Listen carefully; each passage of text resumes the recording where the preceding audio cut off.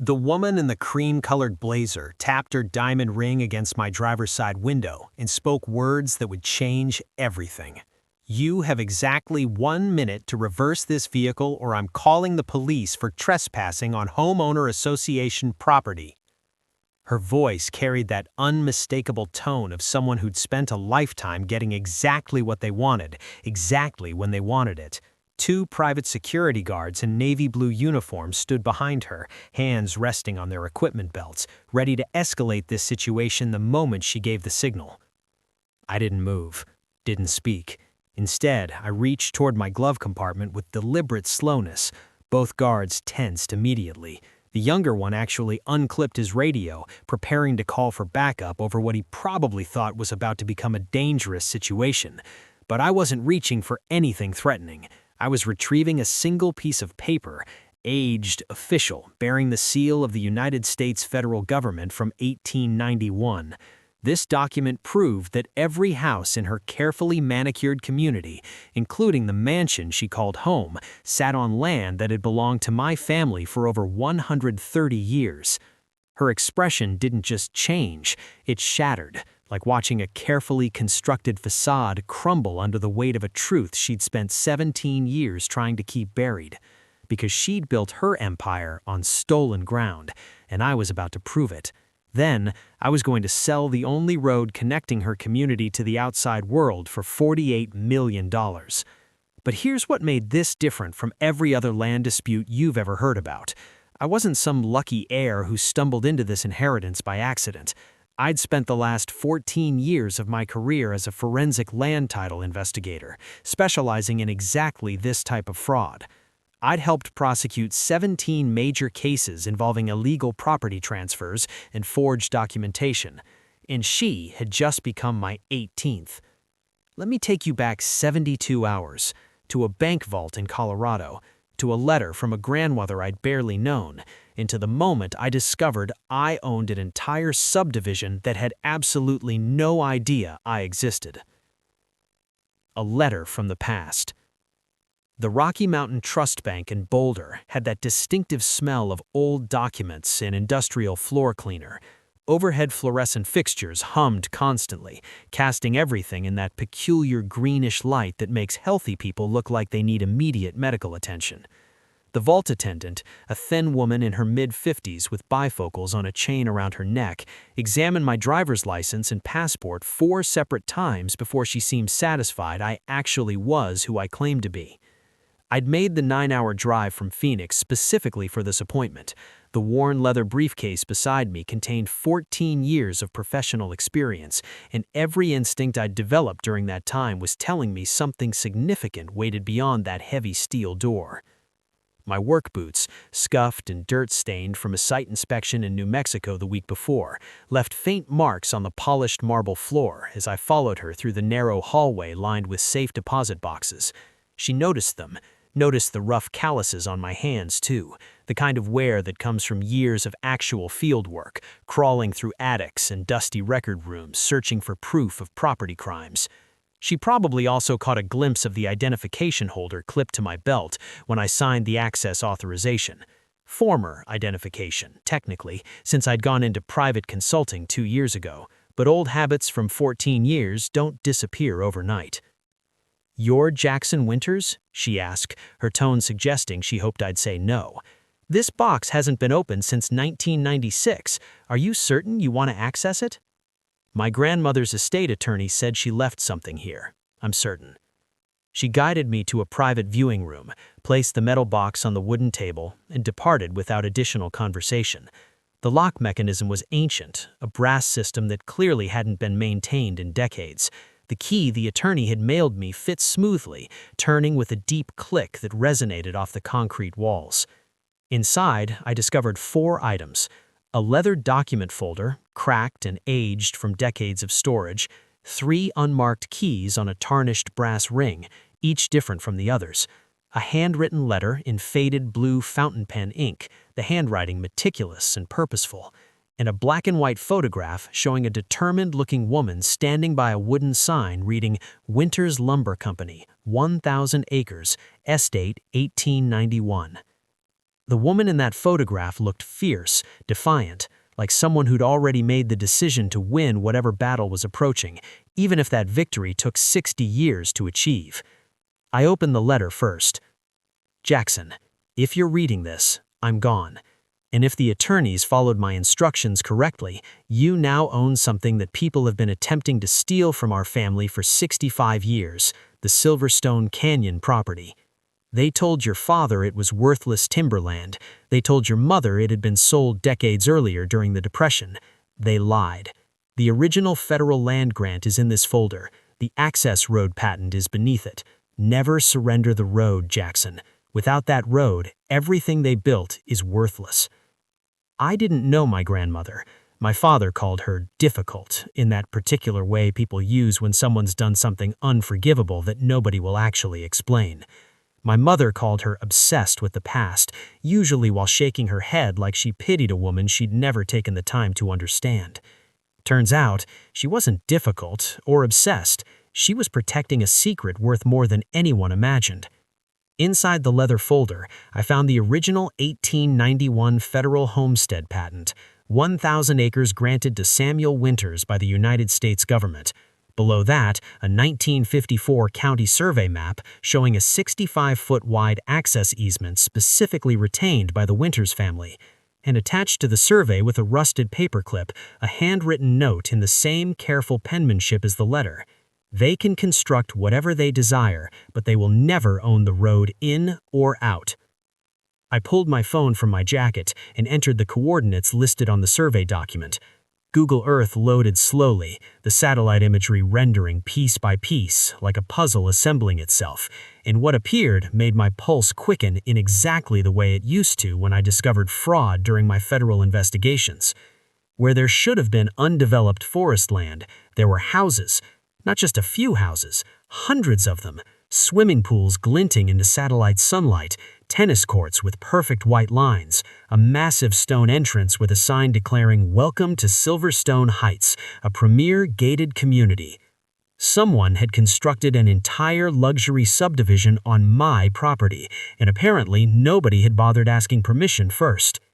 The woman in the cream-colored blazer tapped her diamond ring against my driver's side window and spoke words that would change everything.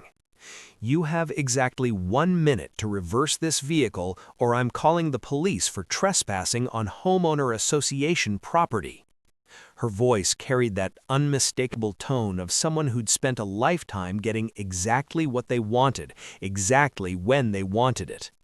2 private security guards in navy blue uniforms stood behind her, hands resting on their equipment belts, ready to escalate the situation the moment she gave the signal. I didn't move, didn't speak. Instead, I reached toward my glove compartment with deliberate slowness. Both guards tensed immediately. The younger one actually unclipped his radio, preparing to call for backup over what he probably thought was about to become a dangerous situation. But I wasn't reaching for anything threatening. I was retrieving a single piece of paper, aged, official, bearing the seal of the United States federal government from 1891. This document proved that every house in her carefully manicured community, including the mansion she called home, sat on land that had belonged to my family for over 130 years. Her expression didn't just change, it shattered, like watching a carefully constructed facade crumble under the weight of a truth she'd spent 17 years trying to keep buried. Because she'd built her empire on stolen ground, and I was about to prove it. Then I was going to sell the only road connecting her community to the outside world for $48 million. But here's what made this different from every other land dispute you've ever heard about. I wasn't some lucky heir who stumbled into this inheritance by accident. I'd spent the last 14 years of my career as a forensic land title investigator, specializing in exactly this type of fraud. I'd helped prosecute 17 major cases involving illegal property transfers and forged documentation, and she had just become my 18th. Let me take you back 72 hours, to a bank vault in Colorado, to a letter from a grandmother I'd barely known, and to the moment I discovered I owned an entire subdivision that had absolutely no idea I existed. A letter from the past. The Rocky Mountain Trust Bank in Boulder had that distinctive smell of old documents and industrial floor cleaner. Overhead fluorescent fixtures hummed constantly, casting everything in that peculiar greenish light that makes healthy people look like they need immediate medical attention. The vault attendant, a thin woman in her mid-50s with bifocals on a chain around her neck, examined my driver's license and passport 4 separate times before she seemed satisfied I was actually who I claimed to be. I'd made the 9-hour drive from Phoenix specifically for this appointment. The worn leather briefcase beside me contained 14 years of professional experience, and every instinct I'd developed during that time was telling me something significant waited beyond that heavy steel door. My boots, scuffed and dirt-stained from a site inspection in New Mexico the week before, left faint marks on the polished marble floor as I followed her through the narrow hallway lined with safe deposit boxes. She noticed them, noticed the rough calluses on my hands, too, the kind of wear that comes from years of actual field work, crawling through attics and dusty record rooms, searching for proof of property crimes. She probably also caught a glimpse of the identification holder clipped to my belt when I signed the access authorization. Former identification, technically, since I'd gone into private consulting 2 years ago, but old habits from 14 years don't disappear overnight. "You're Jackson Winters?" she asked, her tone suggesting she hoped I'd say no. "This box hasn't been opened since 1996. Are you certain you want to access it?" "My grandmother's estate attorney said she left something for me here. I'm certain." She guided me to a private viewing room, placed the metal box on the wooden table, and departed without additional conversation. The lock mechanism was ancient, a brass system that clearly hadn't been maintained in decades. The key the attorney had mailed me fit smoothly, turning with a deep click that resonated off the concrete walls. Inside, I discovered 4 items: a leather document folder, cracked and aged from decades of storage, 3 unmarked keys on a tarnished brass ring, each different from the others, a handwritten letter in faded blue fountain pen ink, the handwriting meticulous and purposeful, and a black-and-white photograph showing a determined-looking woman standing beside a wooden sign reading "Winters Lumber Company, 1,000 acres, estimate 1891. The woman in that photograph looked fierce, defiant, like someone who'd already made the decision to win whatever battle was approaching, even if that victory took 60 years to achieve. I opened the letter first. "Jackson, if you're reading this, I'm gone, and if the attorneys followed my instructions correctly, you now own something that people have been attempting to steal from our family for 65 years, the Silverstone Canyon property. They told your father it was worthless timberland. They told your mother it had been sold decades ago during the Depression. They lied. The original federal land grant is in this folder. The access road patent is beneath it. Never surrender the road, Jackson. Without that road, everything they built is worthless." I didn't know my grandmother. My father called her difficult in that particular way people use when someone's done something unforgivable that nobody will actually explain. My mother called her obsessed with the past, usually while shaking her head like she pitied a woman she'd never taken the time to understand. Turns out she wasn't difficult or obsessed. She was protecting a secret worth more than anyone imagined. Inside the leather folder, I found the original 1891 federal homestead patent, 1,000 acres granted to Samuel Winters by the United States government. Below that, a 1954 county survey map showing a 65-foot wide access easement specifically retained by the Winters family. And attached to the survey with a rusted paperclip, a handwritten note in the same careful penmanship as the letter. They can construct whatever they desire, but they will never own the road in or out. I pulled my phone from my jacket and entered the coordinates listed on the survey document. Google Earth loaded slowly, the satellite imagery rendering piece by piece like a puzzle assembling itself, and what appeared made my pulse quicken exactly the way it used to when I discovered fraud during my federal investigations. Where there should have been undeveloped forest land, there were houses, Not just a few houses, hundreds of them. Swimming pools glinting in the satellite sunlight, tennis courts with perfect white lines, a massive stone entrance with a sign declaring, "Welcome to Silverstone Heights, a premier gated community." Someone had constructed an entire luxury subdivision on my family's property, and apparently nobody had bothered asking permission first. The image on my phone screen showed approximately 320 homes arranged in a carefully planned grid, streets with names like Summit Ridge Drive and Canyon View Circle, a central clubhouse with what looked like a golf course behind it, solar panels on almost every roof, suggesting this was an affluent community that prided itself on environmental consciousness. Environmental consciousness built on stolen land. The irony wasn't lost on me. I zoomed in on the entrance. The access road, the one specifically retained by my family according to the 1954 survey, was clearly visible as the only paved route connecting this entire development to County Highway 47. Every resident, every delivery truck, every emergency vehicle had to use that road. That single road. My family's road. I spent the next 3 hours in that vault room, photographing every document, cross-referencing dates and signatures, building the preliminary framework of what would eventually become the largest land fraud case in Colorado history. The leather folder contained more than just the original patent. They were letters from my great-grandfather to various county officials in the 1950s, inquiring about property tax assessments. Letters from my grandmother in the 1970s and 1980s, asking questions about development proposals near the property. And finally, a series of certified letters from the late 1990s, each one returned unopened, marked addressee unknown. My grandmother had been trying to reach someone, trying to warn someone. Nobody had listened. I packed everything back into the box, except for the photograph and the letter. Those I slipped into my briefcase. The photograph would remind me why I was doing this. The letter would remind me who I was doing it for.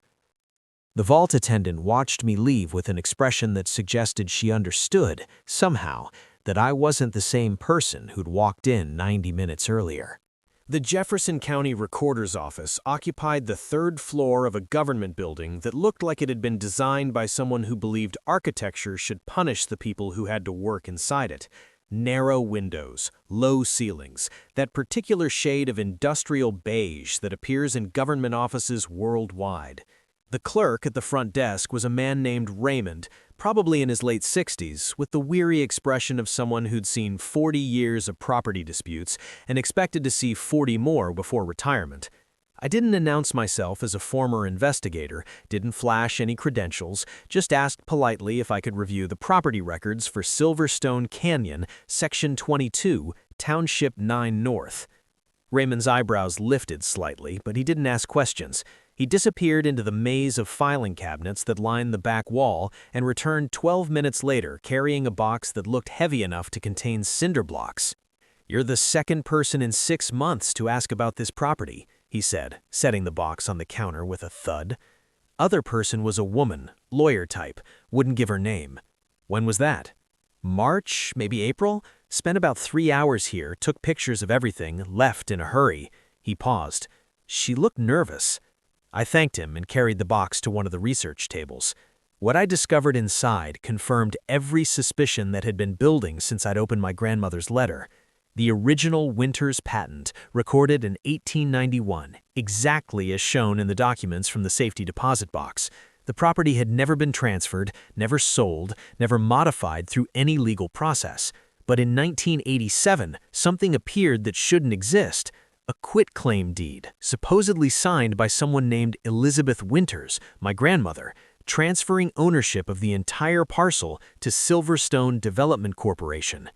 I knew immediately it was a forgery. I'd spent 14 years analyzing signature fraud for the federal government, and this one wasn't even well executed. The pen pressure was inconsistent. The letter formations showed hesitation marks where a genuine signature would flow smoothly. Most critically, the notary seal at the bottom belonged to a woman named Patricia Kendall, who, according to a quick database search, had died in 1984.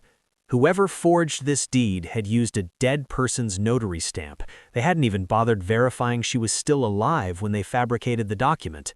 Find something interesting? Raymond had appeared beside my table without me noticing. Depends on your definition of interesting. What's the protocol when you discover a forged deed in the county records?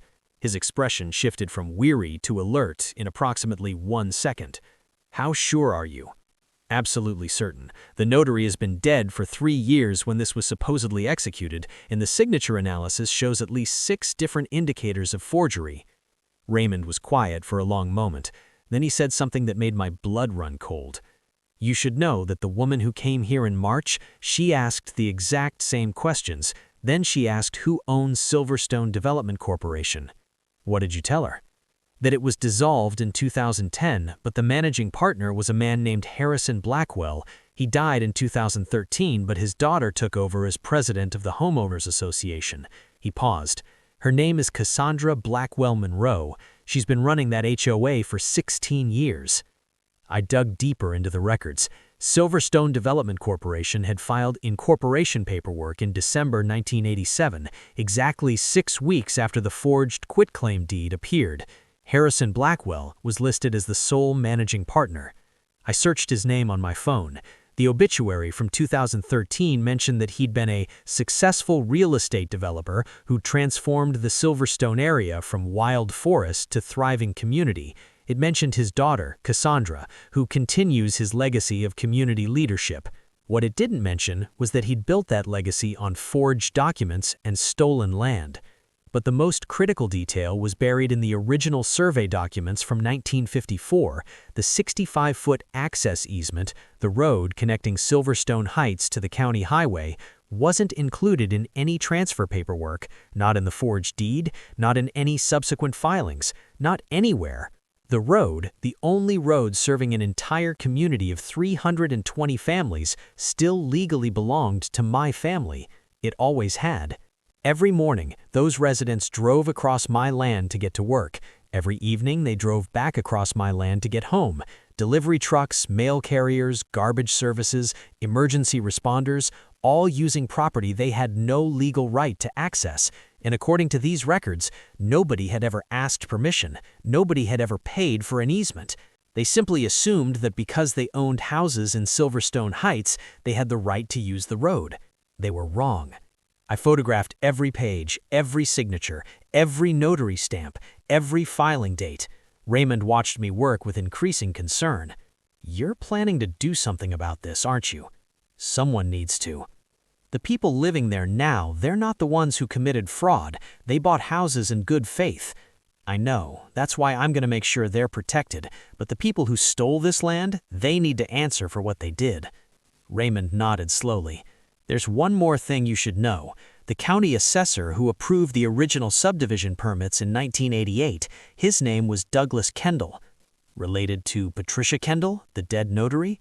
Her husband. He retired in 1989, 6 months after approving permits for 300 lots on property that, according to your documents, was never legally sold to the development company.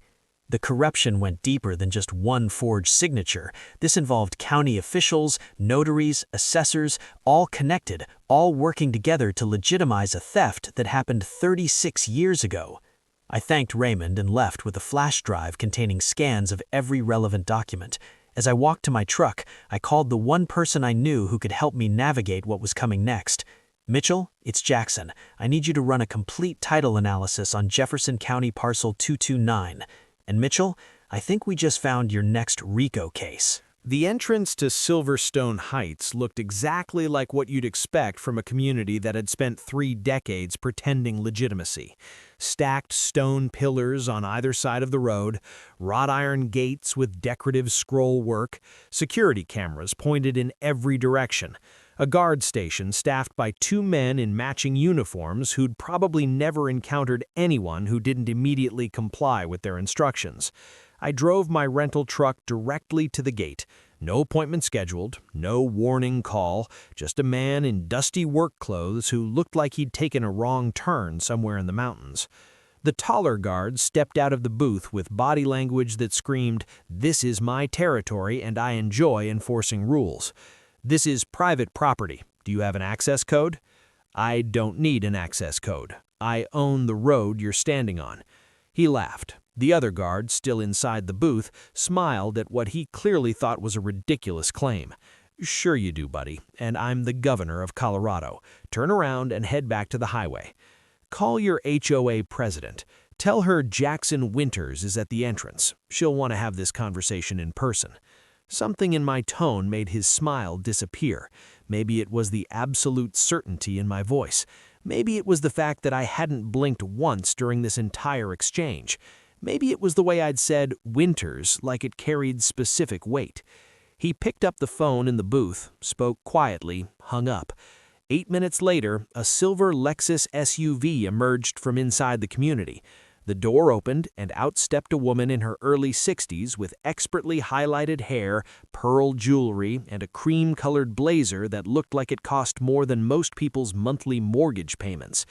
Cassandra Blackwell Monroe, in the flesh.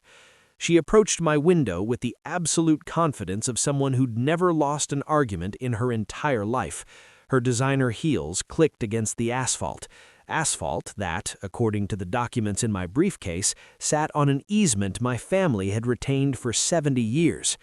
"I don't know who you think you are or what kind of scam you're running," she said, her voice carrying authority she'd spent 16 years cultivating. "But this community has been legally established for 36 years. Whatever paperwork you believe you have is meaningless." Meaningless? The quitclaim deed your father used to acquire this land was signed by someone who never signed it, notarized by a woman who'd been dead for 3 years. That's not meaningless, that's felony forgery, that's fraud, and depending on how many out-of-state buyers you have living here, that's federal wire fraud. Her composure cracked for exactly 1 second, a brief tightening around her eyes, a slight shift in her breathing pattern. Most people wouldn't have noticed, but I'd spent 14 years learning to read faces, and I noticed everything. "You're making serious accusations without proof. I spent 14 years as a federal land fraud investigator before I went into private consulting. You want to know what I did every single day? I proved exactly this kind of fraud. I've probably testified in more cases like this than you've attended HOA meetings." Her expression changed. Not fear exactly, something more calculated, like a chess player who just realized she wasn't playing against an amateur. "If you don't leave this property within 30 seconds, I'm calling the county sheriff." "To arrest me for what? Standing on land my family has owned since 1891? She pulled out her phone and made the call. Within 6 minutes, a sheriff's department vehicle arrived, lights flashing. The deputy who emerged was a middle-aged woman with the patient expression of someone who'd mediated too many homeowner disputes and wanted nothing more than to retire somewhere quiet. "Deputy Hernandez," Cassandra said, her voice dripping with righteous indignation, "this man is trespassing on private community property and making threatening statements." The deputy looked at me, then at the documents I'd already prepared in my briefcase, then back at Cassandra with the exhausted patience of someone who sensed both parties were about to make her day significantly more complicated. "Sir, you want to explain what's happening here?" "Happy to. This woman's father forged a quitclaim deed in 1987 to steal 1,000 acres from my grandmother. Every house in this subdivision sits on land that was never legally sold. And this access road we're standing on, it's still deeded to my family. Has been since 1954. Always will be." Deputy Hernandez examined the documents I handed her, turned pages, studied dates, compared signatures.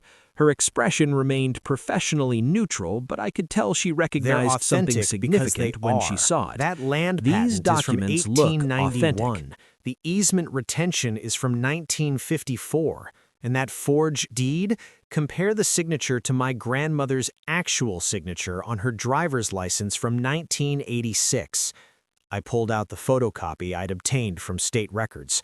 They're not even remotely similar. Cassandra's carefully maintained composure was fragmenting more obviously now. This is absurd. Our attorneys have verified every title document. The property is clear.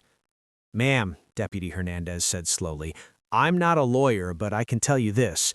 If what he's showing me is legitimate, you've got a situation that's considerably above my authority to resolve. She turned to both of us. Here's what's going to happen. Nobody's getting arrested today. You, she pointed at me, are going to step back and give these folks space. And you, she pointed at Cassandra, are going to contact your attorneys immediately because this isn't going away with a phone call to the sheriff's office. I walked back toward my truck, but Cassandra's voice cut through the afternoon air like a blade. You have absolutely no idea who you're dealing with. I turned, met her eyes directly. Actually, I do. I've been dealing with people exactly like you for my entire career. Property fraudsters who think 14 years of covering up a crime makes it legitimate, and I've never lost a case, not once. The Mountain View Inn smelled like decades of cigarette smoke that no amount of air freshener could completely eliminate. The bedspread was that specific shade of brown that's designed to hide stains from guests who don't ask questions. But the smell and the decor didn't matter. What mattered was the laptop open on the scarred wooden desk, documents spread across every available surface, and 3 critical phone calls I needed to make immediately. First call. Mitchell, it's Jackson. I need complete corporate filings for Silverstone Development Corporation and a comprehensive title chain analysis on Jefferson County Parcel 229. I think I just uncovered fraud that's been running for 36 years. Second call. Sarah, I need deep background on Harrison Blackwell, deceased 2013, and his daughter Cassandra Blackwell Monroe, current HOA president. I want to know every LLC, every property transfer, every business connection, everything. Third call. This is Jackson Winters. I used to work with Agent Torres on the Redstone fraud investigation. Tell her I found something bigger, and it involves interstate wire fraud, forged federal documents, and approximately 300 victims who don't know they're victims yet. After hanging up, I sat on the edge of the bed and looked at the photograph from my grandmother's safety deposit box. She looked young in that image, determined, like she already knew the battle was coming and had made her decision to outlast it no matter how long it took. She knew. For 65 years, she knew what they'd done, and she waited for someone in the family who'd have the training and resources to fight back properly. What I didn't realize yet was that Cassandra wasn't just protecting her father's legacy, she was protecting a network that extended through county government, law firms, title companies, all connected to one of the largest systematic land fraud operations Colorado had ever seen. The pounding on my motel room door started at 6:47 a.m., 2 days after my confrontation at the Silverstone Heights entrance. I opened it to find a county process server holding an envelope like it contained biological hazard material. You've been served, Mr. Winters. The lawsuit was exactly what I'd expected from someone who'd spent 16 years burying evidence. Silverstone Heights Homeowners Association, the Jackson Winters. Defamation, tortious interference with business relations, intentional infliction of emotional distress. Damages sought, $3.2 million. They weren't trying to win. They were trying to drown me in legal fees, force me to spend so much money defending myself that I'd give up and disappear. Classic intimidation playbook. I'd seen it dozens of times when I worked fraud cases, corporations silencing whistleblowers, developers burying property disputes under mountains of litigation. I photographed the lawsuit, sent it to Mitchell with a single text. Counter with quiet title action in file for fraudulent conveyance. Let's make this expensive for them, too. That afternoon, a second envelope arrived via certified mail. County property tax lien, Winters Family Trust. Claim $923,000 in back taxes allegedly owed on the land.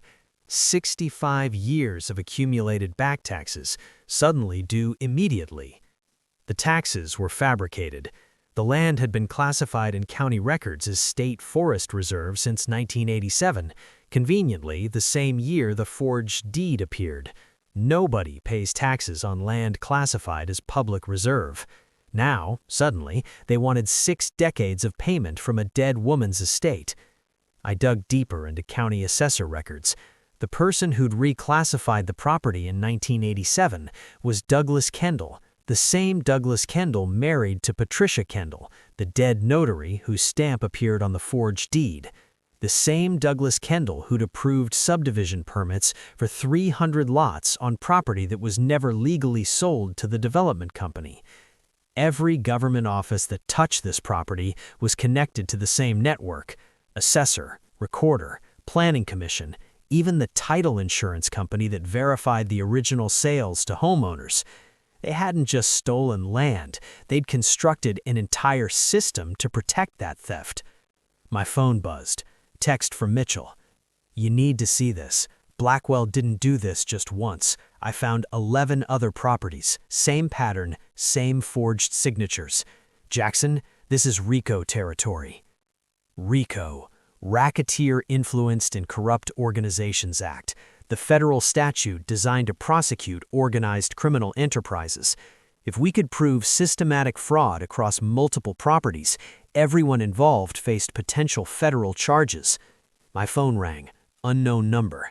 I debated answering, then decided information was more valuable than privacy. "Mr. Winters." The voice was male, older, carrying the precise diction of someone with legal training. "I represent Silverstone Heights. I'm calling to offer you a settlement." "I'm listening." "The association is prepared to offer you $750,000 for a full quitclaim to any potential interest you believe you might have on the property, along with a comprehensive non-disclosure agreement regarding any historical documentation." $750,000 to go away and stay quiet. Not bad money for most people. But I wasn't most people. "No." "Mr. Winters, I would strongly encourage you to reconsider. Litigation is expensive and unpredictable. This offer represents—" "Your clients forged a deed, stole 1,000 acres, built 300 houses on stolen land, and spent 36 years covering it up. You think I'm going to accept $750,000 and sign a non-disclosure agreement? Tell your clients the answer is no. Tell them it will always be no, and tell them I'm filing a federal complaint tomorrow morning." Silence on the line. Then, "You're making a serious mistake." "I've been making serious mistakes my entire career, Mr. Pemberton. That's why I've won 17 major fraud cases and never lost one. Goodbye." I hung up and immediately called Agent Torres. "They just offered me $750,000 to disappear. I think that qualifies as evidence of consciousness of guilt." "Keep records of everything. Every call, every letter, every contact. If they're trying to buy your silence, they know exactly what they're guilty of." That night, at 11:23 p.m., gravel crunched outside my motel room window. I'd been reviewing corporate filings, cross-referencing shell companies, building the case that would eventually bring down the entire network. The sound made me freeze mid-keystroke. I moved to the window without turning on lights, pulled back the curtain just enough to see outside. A black SUV sat in the parking lot, engine running. 3 men in business suits stood beside it, not approaching, not leaving, just standing there in the darkness, watching my room. They wanted me to know they were there, wanted me to feel threatened, wanted me to understand that taking this fight further would have consequences. I took my phone and photographed them through the window, zoomed in on license plates, faces, timestamps. Then I called Deputy Hernandez directly. "Deputy, this is Jackson Winters. I have 3 men in suits conducting surveillance outside my motel room. Possible intimidation attempt related to the Silverstone case." She arrived within 12 minutes. By the time her cruiser pulled into the lot, the SUV was gone. But I had the photographs. I had the timestamps.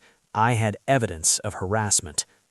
"This is escalating," Deputy Hernandez said, examining my photos. "They're not just fighting you legally anymore." which tells me I'm getting close to something they're desperate to protect. She looked at me seriously. You need to be careful. People who forge government documents and steal million-dollar properties aren't just going to let you expose them without a fight. I've been careful my entire career. That's why I'm still here. But after she left, sitting alone in that motel room with documents scattered everywhere, I'll admit something I wouldn't have admitted to anyone else. I was scared.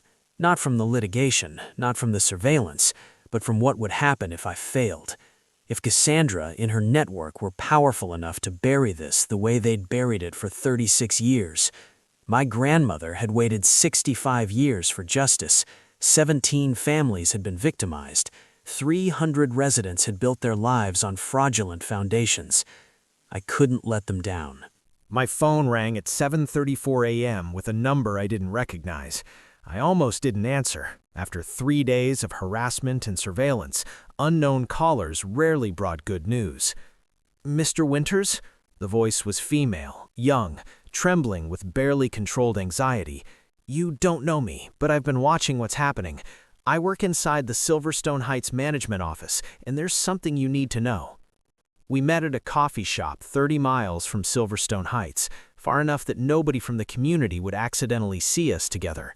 The woman who sat across from me was in her early 30s, professionally dressed but with dark circles under her eyes that suggested she hadn't been sleeping well recently. Her name was Monica Castellano. She'd been the HOA property manager for 4 years, and she knew where all the bodies were buried, literally and figuratively. "I took this position because I needed stable employment after my divorce," she said, hands wrapped around her coffee cup like it was a lifeline. "Single mother, 2 kids, couldn't be selective about opportunities. But what I've discovered in those files—" She trailed off, shaking her head. "Tell me." "They're collecting fees for services that don't exist.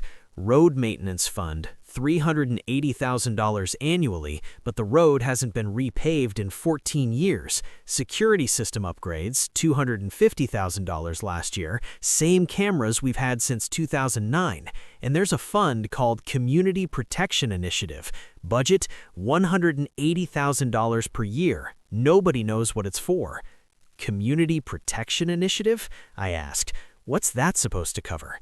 "I asked Cassandra once. She told me it was legal insurance for historical property matters. She said I didn't need to worry about the details."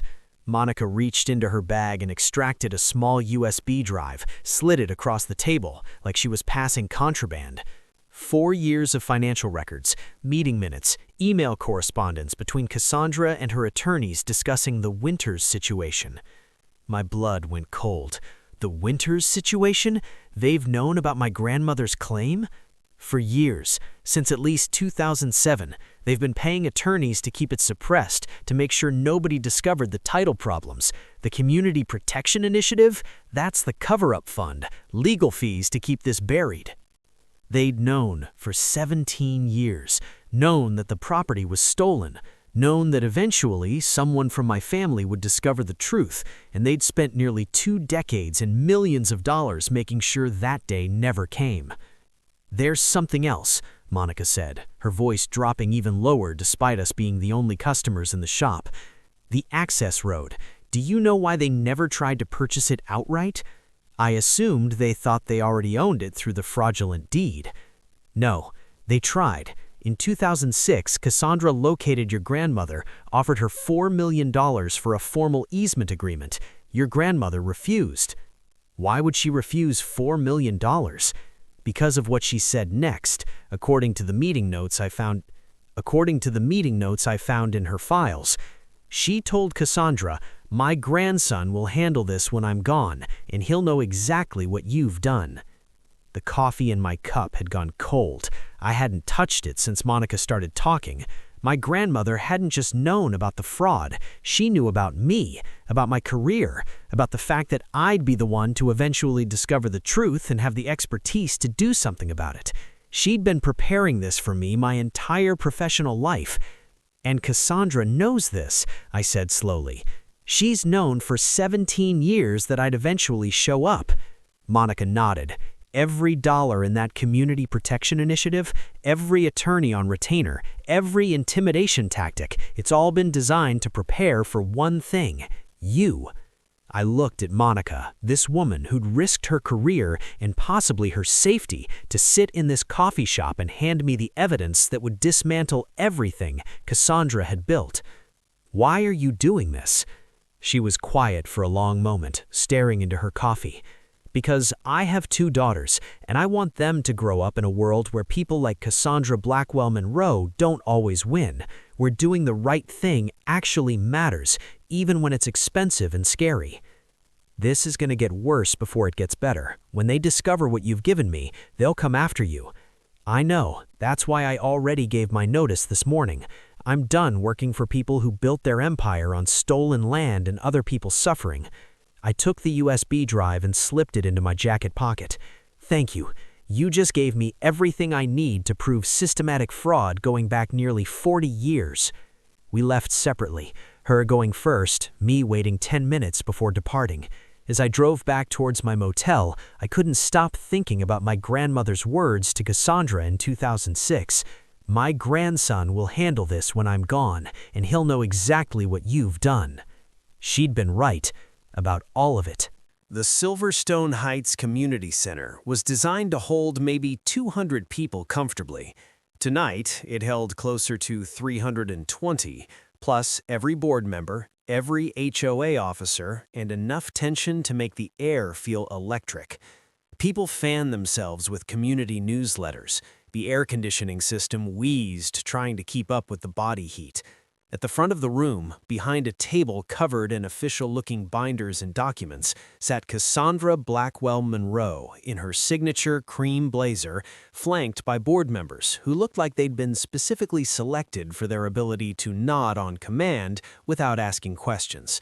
She was addressing the crowd about property values and community standards when I walked through the main entrance. Her voice carried that practiced cadence of someone who delivered the same speech 100 times and expected nothing but polite applause. Then, every head in the room turned toward me. "This is a closed meeting," Cassandra announced, her professional smile locked in place. "Residents only, I'm afraid." Actually, as the legal owner of the land this entire building sits on, I'd argue I have more standing than anyone else in this room. The murmuring that followed wasn't polite conversation. It was the explosive whisper of 300 people suddenly questioning everything they'd believed about their homes and community. "Security, please remove this individual from the premises," Cassandra said, gesturing toward the 2 guards by the door. "Before they do," I said, loudly enough for everyone to hear, "how many of you know that the road you use every single day doesn't belong to this HOA? It belongs to my family. It always has. Your president's father forged the deed that supposedly transferred this land, and every one of you has been paying fees for services that either don't exist or haven't been updated in over a decade." The room erupted.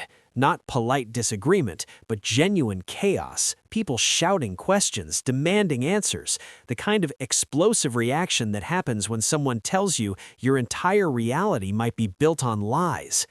"Is this true?" someone shouted from the middle section. "I paid $670,000 for my house," another voice called out. "You're saying the title isn't valid? What do you mean the road isn't ours?" Cassandra banged her gavel repeatedly, but the sound was swallowed by the noise. Her carefully constructed authority was disintegrating in real time.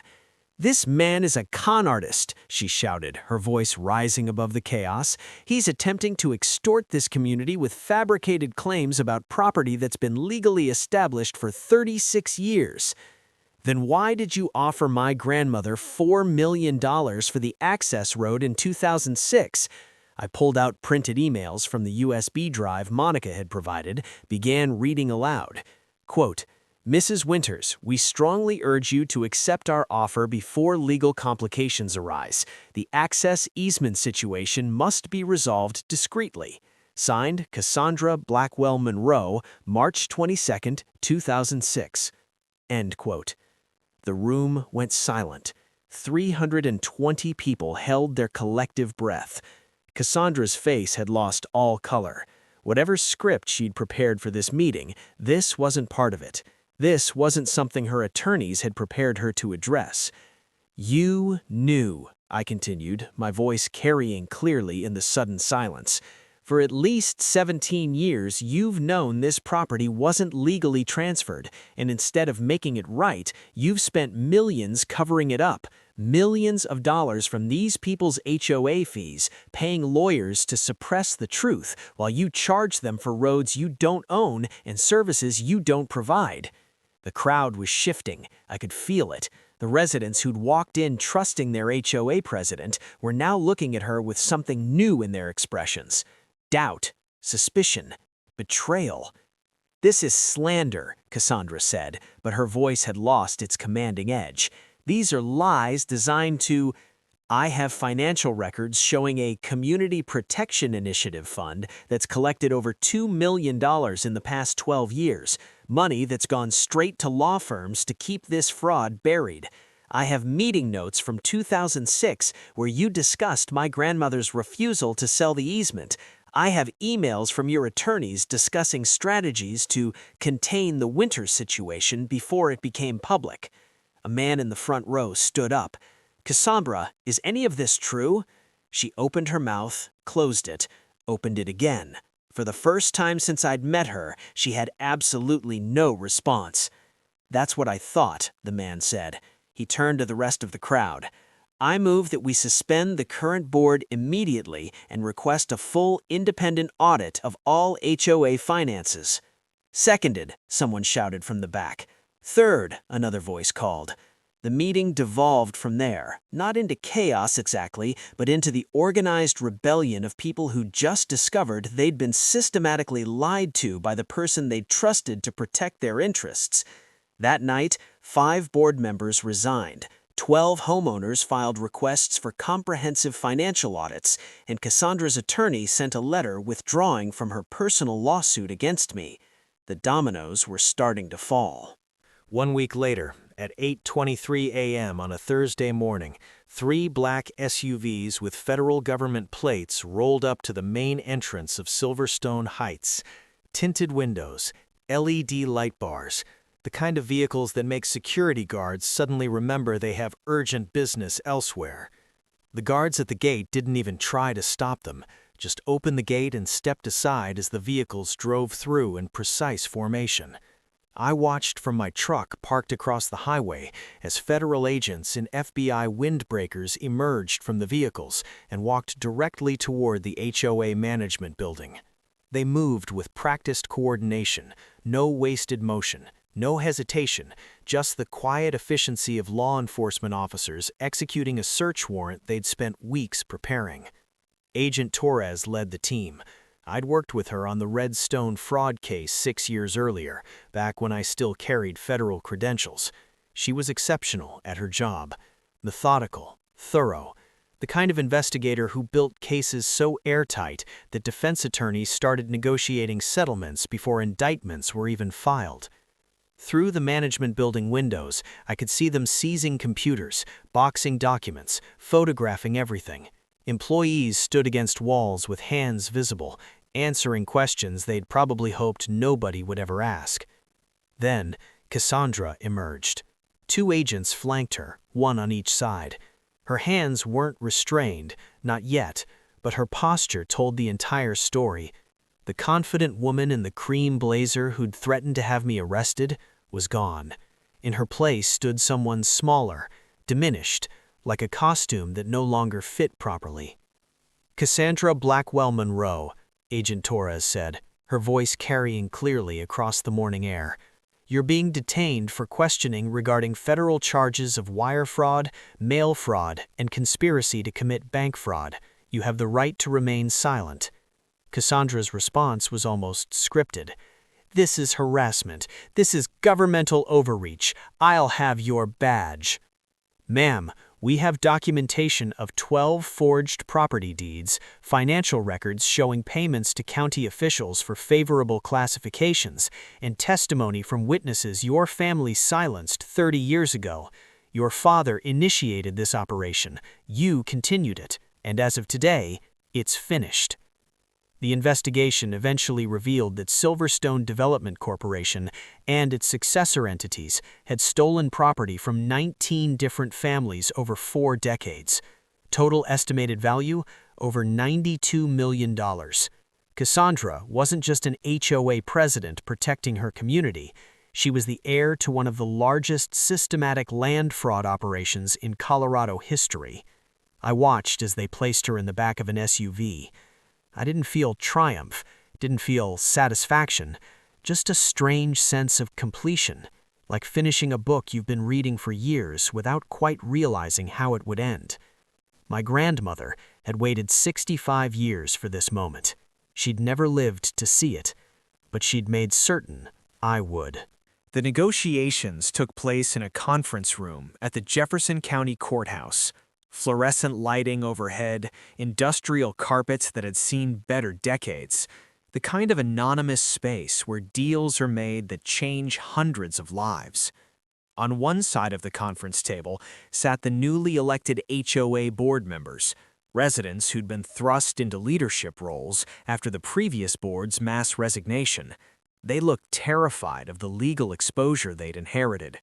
On my side sat myself and Mitchell, my attorney, with a stack of documents representing everything my grandmother had spent 65 years protecting. "What do you want?" the lead board representative asked. Her name was Linda Chen, a software engineer who'd moved to Silverstone Heights 3 years earlier. Her expression was equal parts desperate and exhausted. "I want what rightfully belongs to my family, and I want these residents to have a viable future. Those two goals aren't mutually exclusive." Mitchell slid a document across the table. "Here's what we're proposing." The room went completely silent as Linda read. When she looked up, her expression had shifted from desperation to something like cautious hope. "A conservation trust has offered my client $48 million for the access easement," Mitchell explained. "They want to create a protected wildlife corridor connecting federal lands in the area. My client has decided to accept their offer." "That means," Linda started. "That means the road becomes conservation trust property," I finished. "They'll grant perpetual access rights to Silverstone Heights residents in exchange for a reasonable annual maintenance fee. The HOA will pay that fee collectively on behalf of all residents. The trust will be responsible for proper maintenance and improvements. Everyone gets to stay in their homes." "And the land under our houses?" another board member asked. "That remains mine, but you'll lease it. Fair market rates based on independent appraisal. The lease revenue will be placed in a restoration fund for the original families whose property was stolen, including the other 19 victims Harrison Blackwell defrauded." Linda stared at me for a long moment. "You could have destroyed this entire community, forced everyone out, cleared the land, sold it for development. You'd probably make even more money. Why didn't you?" "Because my grandmother didn't want destruction. She wanted justice and restoration. She wanted to ensure the people who stole from our family couldn't continue profiting from that theft. But the families living here now, your victims too, just in a different way. You bought homes believing the titles were clear. That's not your fault." "The people who did this to us," another board member said quietly, "will they face consequences?" "Cassandra is facing federal charges. The county officials involved are under investigation. The attorneys who helped facilitate the fraud are being reviewed by the state bar. Justice isn't always immediate, but it's coming." The board members looked at each other. Some kind of silent communication passed between them. Finally, Linda spoke. "We accept your terms, and thank you for giving us a path forward when you could have just destroyed everything." The federal courthouse in Denver had that particular smell of polished wood and institutional anxiety that seems universal to courtrooms worldwide. 6 months had passed since the FBI raid. 6 months of depositions, document reviews, and the slow, methodical process of federal prosecution.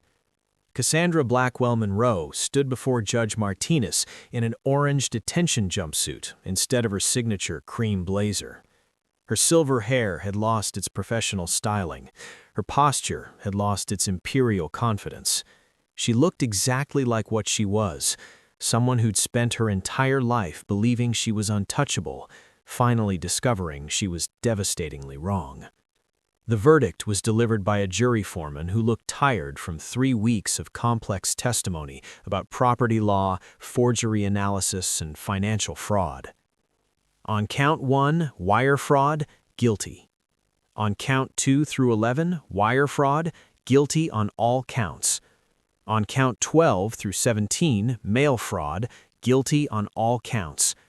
On counts 18 through 21, conspiracy to commit bank fraud, guilty on all counts.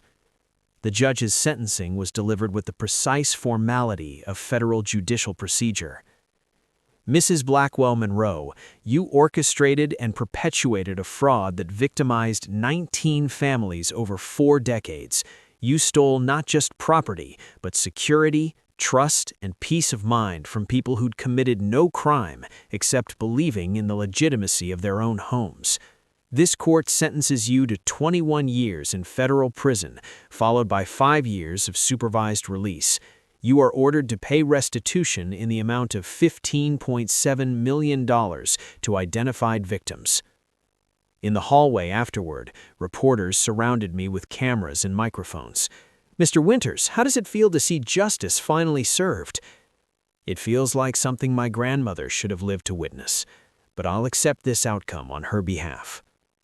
As federal marshals led Cassandra through the security corridor, she caught my eye one final time. I expected anger, defiance, the kind of venom she'd been projecting since the day I arrived at her gate. Instead, she just looked exhausted, defeated. Your grandmother contacted me in 2005, she said quietly, just loud enough for me to hear over the courthouse noise. I asked her why she wouldn't just sell and be done with it, accept our money and move on. What did she say?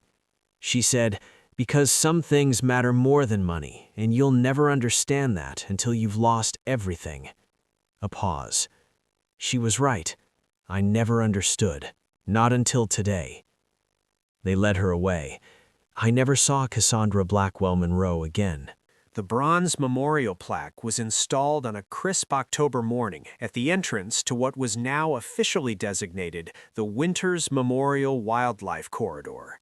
It stood beside the access road that had been the center of a 65-year battle. This land was protected by Elizabeth Winters, who waited 65 years for justice, and her grandson, Jackson, who delivered it. Some things matter more than money. Some fights are worth finishing. Emmett Crowley was there, one of the original 17 victims whose property had been stolen in the 1980s. At 81 years old, he stood straighter than I'd expected, using a cane but radiating quiet dignity. Beside him stood Patricia Morrison, 73, whose father had lost timberland to Harrison Blackwell's fraudulent schemes in 1992, and David Chen, 79, a former title examiner who'd been fired for questioning suspicious signatures on property transfers. Your grandmother would be proud, Emmett said, his voice carrying the weight of decades of waiting. I hope so. What will you do now? Patricia asked. You've spent 6 months on this case. That's half a year of your life. Honestly, I don't know. For the first time since I started investigating land fraud, I don't have an active case waiting. It feels strange. David nodded slowly. You'll find another fight. People like you always do. There's always someone who needs what you can provide. I walked along the access road, my family's road, as afternoon sunlight filtered through the pine trees. 320 families still lived at the end of that road.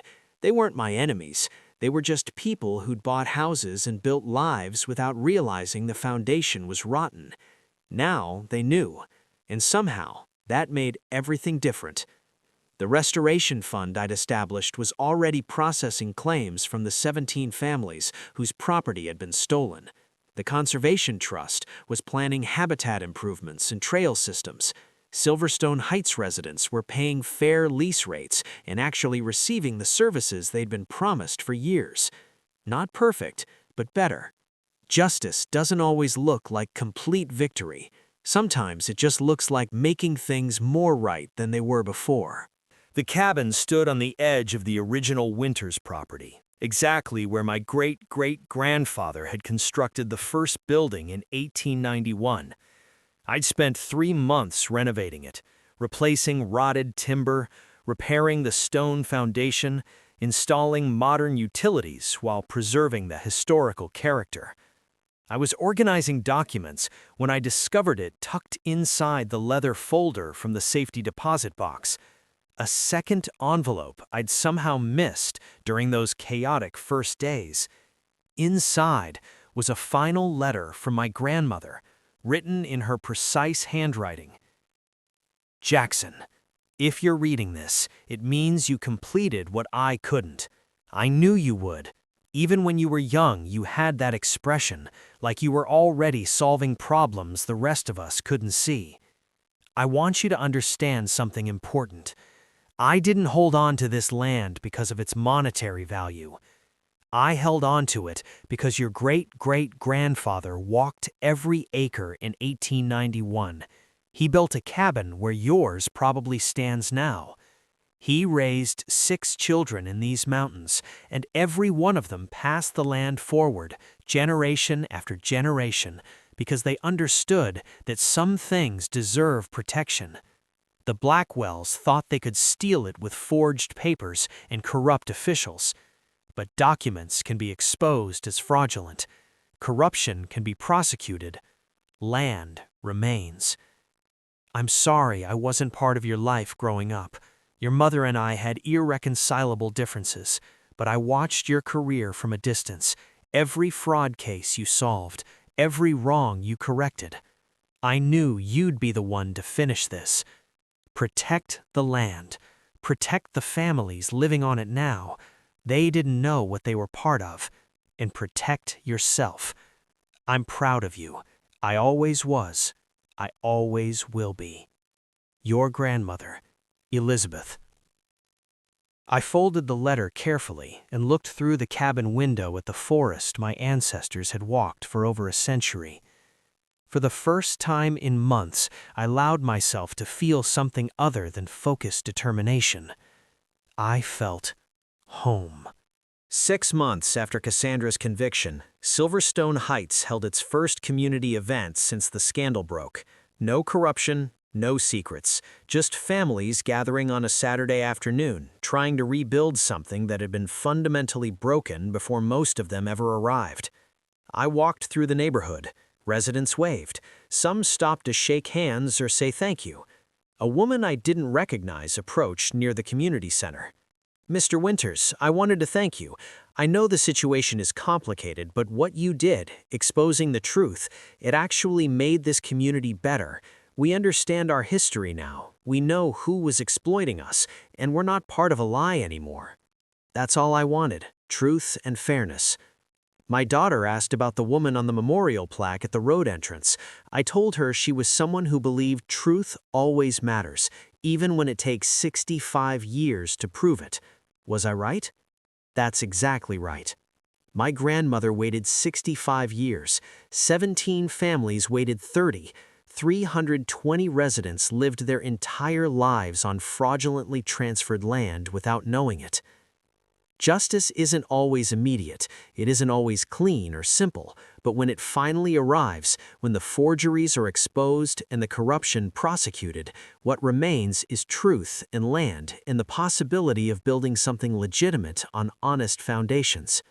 My name is on the deed now, but this was never about me. It was about everyone who came before, everyone who was cheated, and everyone who deserves to build their future on solid ground. Some things matter more than money. Some fights are worth finishing no matter how long they take. If this story resonated with you, hit that like button and subscribe for more stories about justice, family legacies, and the battles worth fighting. Drop a comment below telling me where you're watching from. I love knowing this reaches people around the world. Thanks for staying until the end. The road still exists, the land is still mine, and somewhere, I believe my grandmother is finally at peace.